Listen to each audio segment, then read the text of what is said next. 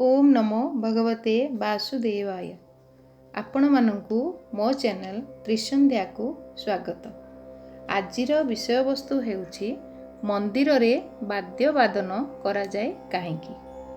आमे माने समस्ते जानि थाउ घरे किंबा मंदिर रे पूजा करिवा समय रे आळती भोग करिवा समय रे घंट घंटी शंख ताल मद्दळ मृदंग भेरी तुरी इत्यादि वाद्यवादन करा जाय थाए। एहा द्वारा ठाकुरंकर पूजार निर्दिष्ट समय जणा पड़ी थाए एवं आमे माने दीप धूप झुणा भोग इत्यादि धरी देवालय को जाई थाउ। सेठारे पूजारे जोग देई थाउ। मंदिरर पवित्र वातावरण रे आमको बहुत मानसिक शांति मध्य मिली थाए।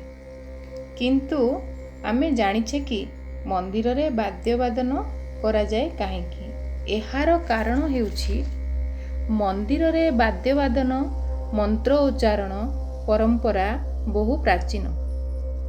एहा सनातन वाद्यवादन करिबा अर्थ नाद ब्रह्मर उपासना। नादर प्रकृत अर्थ उच्च मधुर ध्वनि और गर्जन। ब्रह्म अर्थ निर्गुण परमात्मा बा सगुण परमेश्वर। सामवेद रे लिपिबद्ध मंत्र गान योग्य और संगीतमय। एही वेदर संस्कृति हेउछि नाद ब्रह्मर उपासना। वीणावादिनी वाग्देवी हेउछन्ति नाद ब्रह्मर देवी। एही संगीत वाद्यर वैज्ञानिक भित्ति मध्य रहिछि। आजिकाली संगीत वाद्य माध्यम रे विभिन्न रोगर चिकित्सा मध्य करा जाउछि। शंख वादनर परिवेश शुद्ध पवित्र और निर्मल होइथाए।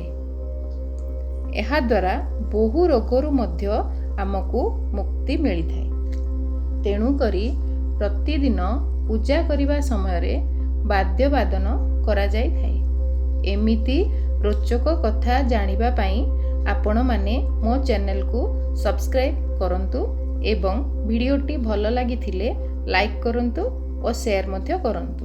धन्यवाद।